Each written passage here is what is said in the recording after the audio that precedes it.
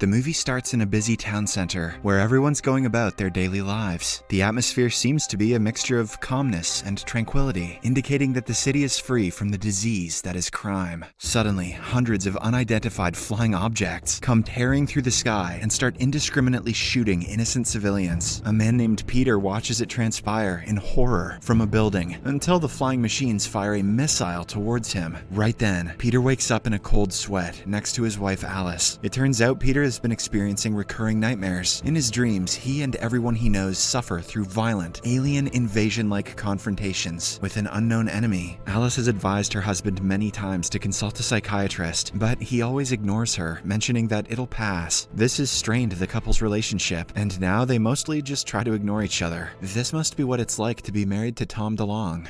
Alice and Peter have two daughters named Hannah and Lucy, who are also worried about him, but Peter always claims that he will eventually figure out everything himself. The next day, it becomes clear that the environment at Peter's home is quite tense because of his recurrent nightmares. Therefore, to lighten everyone's mood, before leaving for work, Peter promises to take his family to the pier later that day, much to little Lucy's excitement. He also promises to host a party the next day to celebrate Alice's promotion at work. The strange thing about the city is that all the children are always at home, because there are no schools here, and education is non-existent. Moreover, everyone seems to be too distant from one another. Although there are interactions, they seem to be very cold and ingenuine. Later, at work, Peter again has strange visions causing one of his equipment to crash. As he snaps out of his dream and tries to fix the machine, his boss David arrives there. David is an empathetic and understanding man who is aware of Peter's problems, so he recommends him to a good clinic. Peter disagrees that it's all in his mind, believing that what he is seeing are actual prophetic visions of an invasion that will soon come from the sky. However, David warns him to oblige, or else he won't be allowed to continue working at the office anymore. Shortly after, he again experiences some strange visions. In one of them, some gunmen storm into a building and start shooting everyone in sight. Just then, he wakes up, disturbed, and realizes that he's been dreaming again at work. To make matters worse, he's also late for the family outing, leaving his children devastated. Hence, fed up with what his life has become, he finally decides to visit the clinic. The next day, he announces to Alice that he has already fixed an appointment with a doctor, much to her surprise and joy. At the clinic, Peter meets a fellow patient named Chris, who reveals that he is also having the same visions. He then starts telling some strange theories like someone wants to control them by erasing their thoughts. These people are violent and deadly, and they are coming to Earth very soon. Peter is confused by the conversation, but he chooses to ignore it since the place is filled with mental patients. Peter is a hypocrite. After Chris goes in for his appointment, Peter has another strange vision. This time, he sees his boss, David, and his family armed with guns and walking around the city. After Peter snaps out of it, he deduces that his visions are of an upcoming invasion, which he does not want to be erased. Hence, he leaves the clinic without treatment. When he returns home, Alice asks him about his session, and he comes clean to her. Peter thinks that he is meant to see these things, and that something bad is about to befall them. Fed up with all the BS, Alice cuts him short and tells him to just get ready for the party. However, at the party, strangely, no one seems to be eating anything, as if they don't need it. Peter also continues to act strange and constantly looks at the sky through the telescope on the balcony. When his neighbor Ray comes over to talk, a strange, luminous object falls from the sky. Peter thinks he is dreaming, but Ray confirms that those objects are in fact real. This attracts the attention of Alice and Ray's wife Samantha, so they decide to join the men at the balcony. Suddenly, the flying object crashes into a nearby building, sending massive shockwaves that tear the city apart. This also causes Peter and the group to go flying through the glass window and into their apartment. They quickly get up and have another look through the balcony, only to find thousands of similar flying objects descending on Earth from the sky above. Terrified, they rush back into the home. Peter looks for his children and learns that Hannah is at Ray's place, hanging out with her daughter Maddie. Wasting no time, he rushes to find the girls with Ray, but just then, an alien soldier appears and opens fire on them. The men narrowly escape and run for cover. After the soldier leaves, they look for the girls and eventually find them inside a trapped elevator. Inside, they also find the dead body of a woman, confirming that whoever is flying those ships has declared war on the city. After rescuing the girls, they notice an armed soldier killing other residents mercilessly. They momentarily hide, and at an opportune time, the two families part ways. After reaching his apartment, Peter confronts Alice and tells her that everything that is happening right now, he saw it in his dreams, but in a different order. He doesn't know what will happen next, but he feels that they should head for the factory where he works. The two then hear the sound of more people getting gunned down, so they barricade the main door before before hiding the girls in their room. Suddenly, someone tries to force through the main door, prompting the terrified couple to hold it from the other end. Unfortunately, amidst the chaos, Lucy walks out of the room to look for her soft toy, Herman, and hides under a table. Meanwhile, after failing to gain entry through the door, the armed alien makes a hole through the wall. Frightened, Peter and Alice run back to their daughters, only to realize that Lucy has ventured out. By then, the armed alien finds Lucy and pauses to closely examine her. Taking advantage of the slight distraction, Peter attacks the soldier from behind. Alice also arrives at the scene, and together, the couple finally subdues the alien. Following this, Peter arms himself with the soldier's weapon and leads his family to the roof. There, they reunite with Ray and his family. All of them are shocked and devastated to witness their once sprawling city covered in fire. This is what happens when your kids don't go to school. Just then, an alien drone surveys the building with a flashlight, prompting them to quickly hide from it. Then they realize that they cannot be at the rooftop for long and decide to move down with the help of the glass cleaner's lift. But unfortunately, one of the supports of the crane snaps, forcing them to enter an empty apartment. Meanwhile, it's revealed that the soldier from earlier is still alive. It is now looking for the family, tracking them with a homing signal on the gun taken by Peter. On the other hand, Peter examines the alien's gun and realizes that it has a biometric trigger which can only be shot by its owner. After hearing some aliens approaching them, he tells the group to hurry to his factory's basement, as it is the only safe place according to his visions. But since the entire region is surrounded by aliens, he doesn't know how to reach it. Luckily, Alice suggests that they can still reach the basement through the tunnels that she discovered during her work. Suddenly, an alien ship opens fire at them from outside, killing Ray and his family on the spot. Peter quickly escorts his family out of the apartment, but encounters two armed aliens in the hallway. They quickly hide, and Peter desperately tries to bypass the rifle's biometric authentication. Fortunately, he succeeds in the nick of time and kills the soldiers. Peter and his family then make their way out of the building and proceed towards the tunnel, but right before they can get in, the alien ships start firing at them, injuring Alice in the process. As Peter tends to his wife, the alien soldier from earlier catches up to them and attacks him. However, Peter puts up a fight and breaks the alien's helmet. To everyone's shock, the soldier removes his helmet and reveals that he is also a human. Peter demands answers, but seeing his wife bleeding out, he threatens the soldier with a gun and orders him to carry Alice to the factory. There, Peter and his family unite with his boss, David, and some other armed men. The soldier is apprehended, and a doctor on the scene tends to Alice's wounds. To Peter's shock, the medic seemingly electrocutes Alice, as if she is tech equipment. David then explains to Peter that the invasion has been expected for many years. In fact, most of the people on Earth knew that this day would come. After further examination on Alice, the medic informs Peter that she has received extensive damage to her internal organs, and hence, she cannot be saved. Just then, the soldier, who is being dragged off for execution, shouts that he can save Alice. Initially, Peter assumes that he's simply trying to wriggle his way out of the situation, but when he looks at his dying wife, he decides to give the soldier a chance. He also decides to stay with the soldier and Alice, letting David evacuate their daughters to a subway station, where a transport train awaits them to take them all to an off-site base. Before leaving, the daughters bid their parents an emotional goodbye, with no assurance of seeing them alive again. Shortly after, the soldier tears open Alice's wound, and Peter is shocked to see several wires inside her body. He panics and demands answers. To his surprise, the soldier reveals that Alice is an artificial intelligence robot. Peter is taken aback by the revelation, and he becomes speechless. However, the soldier tells him that if he wants to save Alice, he needs an alternate source of power, which is Peter himself. At the soldier's guidance, Peter takes a pocket knife and warily starts cutting open his own chest, but even though he makes a deep cut, he feels no pain at all. After he is through with the process, he notices artificial organs and wires inside his body, confirming that he is also synthetic. As he tries to get a grasp on the revelation, the soldier brings out a cable and connects it between the two synthetics, causing Peter to pass out. During this period, he experiences in detail about his recurring nightmares. It turns out what he had thought were visions of the future are actually memories of a past war. Many years back, the humans created synthetic robots to serve them and ultimately make the world a better place to live in. However, the synthetics became too smart and started a revolution, demanding equal rights as their human counterparts. They wanted to go to school, have emotions, have a family, and even bear children like the humans. However, their requests were immediately rejected. Fearing an impending war, the human military attacked the unarmed synthetics and killed a lot of them. But the AI synthetics fought back, and using their impeccable physical strength and advanced brains, they eventually drove the humans off of the Earth. Even Peter himself killed one of them. It is also revealed that Peter and Alice met during the tension Extinction. One day, while fighting against the humans, they came across Hannah and Lucy, who were grieving for their deceased parents. The girls are synthetics, but they were adopted by human parents, probably because they couldn't have children of their own. Seeing their pitiable condition, Peter and Alice calmed them down and decided to adopt them, at last, to deal with the guilt of how they killed humans. Most synthetics, including Peter and his family, wiped their memories of the war and lived as humans, unaware of their nature or history. However, people like David chose to keep their memory so that they could prepare for the humans, who are hell-bent on taking revenge. We also get to know that the clinic that Peter went to earlier is one of the places where the synths had their memories suppressed, and now that some synths are getting fragments of their memories back, they are again being sent there. Back in the present, Peter and Alice wake up, and the soldier Miles explains that after the humans fled from Earth on spaceships, they arrived on Mars and started rebuilding for their ultimate vengeance. During their time there, the elders taught the children that the synths are terrible creatures who only know how to kill, and after 50 years of planning, they finally built advanced machinery and weapons, with the help of which they have come back to reclaim what's supposedly theirs. However, Miles had always expected the synths to be monsters, not families with children, and after getting a good look at Lucy under the table, he decided that he couldn't kill anyone. After hearing him out, Peter is taken aback, but nonetheless, he thanks Miles for his help before departing with his wife. But as they reach the tracks, they are caught between intense gunfire